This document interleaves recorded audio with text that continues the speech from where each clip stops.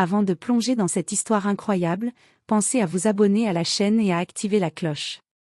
Ici, chaque récit a quelque chose à dire, et vous ne voudrez pas en manquer un seul. New York, hiver 2025. Le vent glacial sifflait entre les immeubles, et les passants pressés se blottissaient dans leurs manteaux.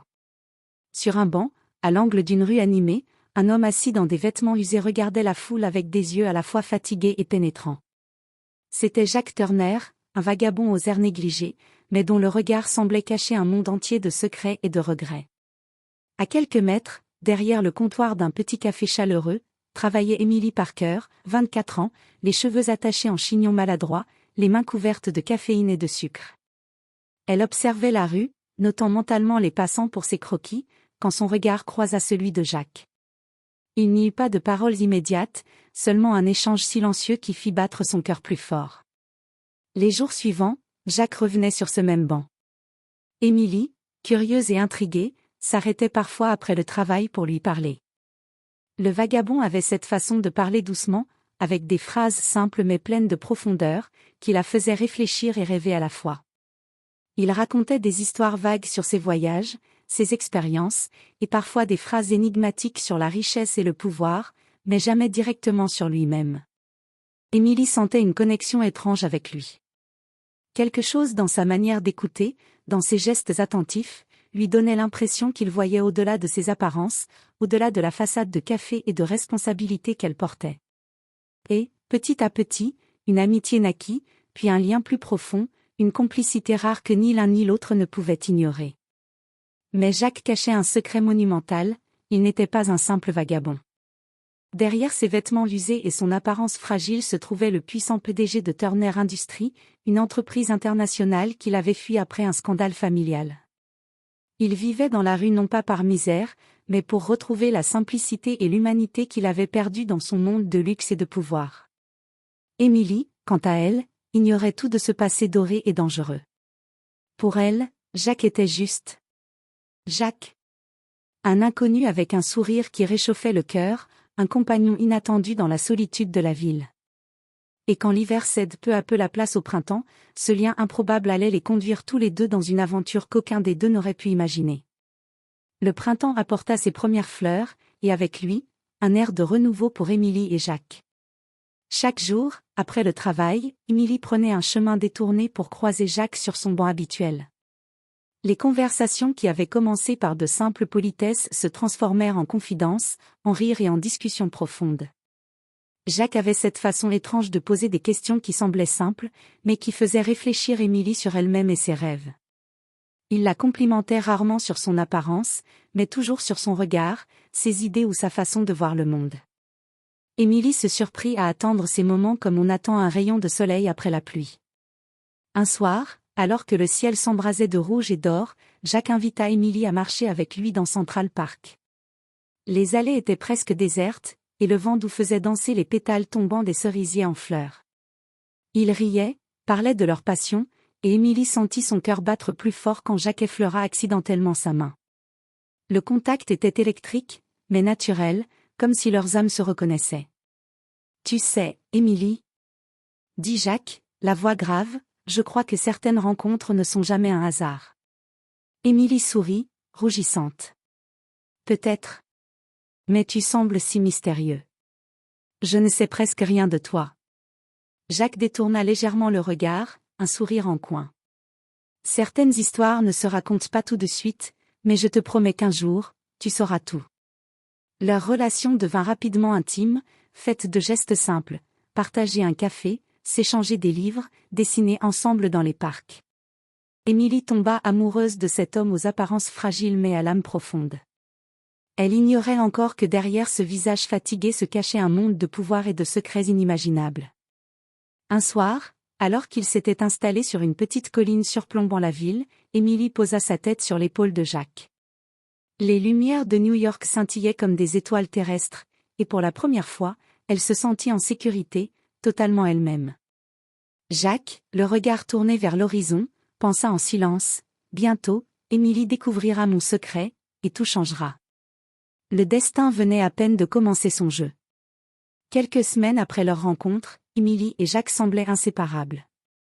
Les passants les regardaient parfois avec curiosité, une jeune fille élégante et souriante, accompagnée d'un vagabond à l'allure négligée mais étrangement charismatique. Émilie, pour la première fois depuis longtemps, ressentait une liberté totale. Mais derrière les sourires, un secret menaçait de tout bouleverser. Un soir, alors qu'il dînait dans un petit restaurant du quartier, un homme en costume élégant s'approcha de Jacques. Émilie, curieuse, les observa de loin. L'homme lui tendit une enveloppe, parlant à voix basse. Jacques la prit, mais son visage se crispa. Il murmura un « merci », c'est qu'avant que l'homme ne s'éloigne. Émilie sentit une tension étrange. Qui était-ce demanda-t-elle doucement. Jacques esquiva la question, se levant pour marcher dehors. Le vent froid de la nuit caressa leur visage, et Émilie le suivit, inquiète. « Émilie » dit Jacques en regardant ses mains tremblantes, « il y a quelque chose que je dois te dire, mais je ne peux pas encore. » Émilie sentit son cœur se serrer. « Mais pourquoi ? Je te fais confiance. » Jacques soupira et la prit dans ses bras. « Je sais, mais certaines vérités peuvent être dangereuses si elles sont révélées trop tôt. » Cette nuit-là, Émilie ne put dormir. Les mots de Jacques tournaient dans sa tête, accompagnés de questions sans réponse. Pourquoi était-il si secret ? Qui était cet homme en costume ? Et surtout, pourquoi semblait-il si distant malgré leur lien si fort ? Quelques jours plus tard, des détails étranges commencèrent à apparaître. Jacques disparaissait parfois pour plusieurs heures, revenait avec de nouveaux vêtements, parfois même avec un certain raffinement inattendu. Émilie commença à remarquer des incohérences, billets de train pour des destinations improbables, appels téléphoniques mystérieux à des numéros qu'il refusait de partager. Émilie se sentait déchirée. Elle aimait Jacques profondément, mais l'ombre du doute commençait à s'installer. Quel genre de vie menait-il réellement ? Et si ce qu'il lui cachait était plus qu'un simple secret ? Jacques, de son côté, se sentait coupable. Il voulait protéger Émilie, mais chaque mensonge, même par omission, creusait un peu plus le fossé entre eux. Le poids de son passé, de sa richesse et de son pouvoir caché, menaçait de les séparer avant même que leur amour ait pleinement commencé. Alors que la ville s'endormait sous un ciel étoilé, Émilie se demanda si l'homme qu'elle aimait était réellement celui qu'elle croyait connaître, ou s'il était un étranger enveloppé de mystère, prêt à bouleverser sa vie pour toujours. Quelques jours après les étranges disparitions et appels mystérieux, Émilie décida de suivre Jacques, poussée par un mélange d'inquiétude et de curiosité. Elle le vit entrer dans un immeuble imposant au cœur de Manhattan, un gratte-ciel qu'elle n'avait jamais remarqué. Les portes s'ouvraient seules pour lui, et les employés le saluaient avec un respect évident. Émilie resta cachée derrière un pilier, le cœur battant. Elle ne comprenait pas, Jacques, le vagabond qu'elle connaissait, était accueilli avec la révérence réservée aux puissants. Une porte s'ouvrit, et Jacques entra dans un bureau somptueux. Sur le mur, un nom était inscrit en lettres dorées, Turner Industries. Émilie sentit son souffle se couper. Elle s'approcha et écouta sans être vue. Une réunion téléphonique s'engagea, et Jacques donna des instructions précises et autoritaires, commandant des centaines d'employés. Sa voix était ferme, confiante, totalement différente de celle du vagabond qu'Émilie connaissait. Les minutes semblaient des heures. Lorsque Jacques sortit du bâtiment, Émilie était là, tremblante. « Jacques » dit-elle, la voix brisée. Il la regarda, surpris, puis baissa les yeux. « Émilie, je voulais te le dire, je voulais trouver le bon moment. »« Tu es le PDG de Turner Industries » s'exclama Émilie, incapable de cacher son choc. « Tout ce temps, tu n'étais pas celui que je croyais. » Jacques s'approcha, prenant ses mains dans les siennes. « Oui, je suis Jacques Turner. Mais rien de tout ça n'a d'importance comparé à toi. Je suis resté dans la rue pour apprendre, pour retrouver la simplicité et l'humanité que j'avais perdues. Je voulais te connaître pour ce que tu es, pas pour mon argent ou mon pouvoir. » Émilie recula, submergée par un mélange de colère et de confusion. « Et moi, Jacques ? Tu jouais avec moi ? Tout ce que nous avons, c'était faux. » Jacques secoua la tête avec insistance. « Jamais. Chaque moment avec toi était vrai. Chaque sourire, chaque rire, c'était moi, le vrai moi, pas le PDG. Mais je comprends si tu ne peux pas me pardonner. Émilie détourna le regard, les larmes aux yeux. Tout son monde venait de basculer. L'homme qu'elle aimait depuis des semaines, celui avec qui elle avait partagé des confidences et des rêves, était en réalité un puissant milliardaire, vivant un double jeu inconcevable. Pourtant, au fond d'elle, une petite voix lui disait que malgré le choc, son amour pour Jacques ne disparaîtrait pas si facilement. Il lui avait montré sa vulnérabilité, son humanité derrière le masque du pouvoir. Et Émilie savait que leur histoire venait tout juste de franchir un tournant décisif. Les jours qui suivirent la révélation furent les plus difficiles qu'Émilie ait jamais vécus. Elle ne pouvait pas se concentrer sur ses études, ni sur son travail. Chaque pensée revenait à Jacques, le vagabond qu'elle aimait, mais aussi le PDG puissant qu'il était réellement. Elle se sentait trahie, confuse, mais profondément attachée à lui. Jacques, de son côté, essayait de rattraper le temps perdu. Il lui offrit un dîner dans un restaurant chic, avec des fleurs et des mots doux, mais Émilie resta froide. « Je ne sais pas si je peux faire semblant que tout va bien, Jacques, dit-elle en regardant ses mains. Je ne sais pas si je peux oublier que tu m'as caché ton monde entier. Jacques soupira, ses yeux brillants de sincérité. Émilie, je ne t'ai jamais caché qui j'étais pour te manipuler. Je voulais juste être aimée pour ce que je suis vraiment.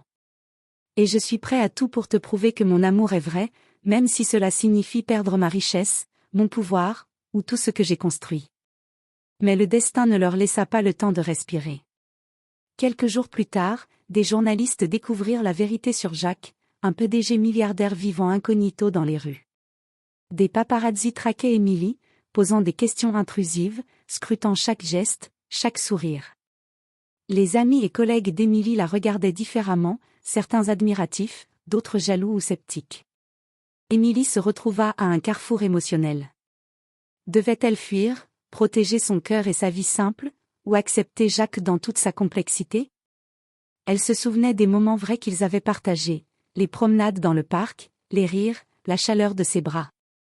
Rien de tout cela n'était faux. Un soir, Jacques l'emmena sur la colline où ils s'étaient avoués leurs premiers sentiments. La ville scintillait sous eux, et Émilie sentit les émotions tourbillonner dans sa poitrine.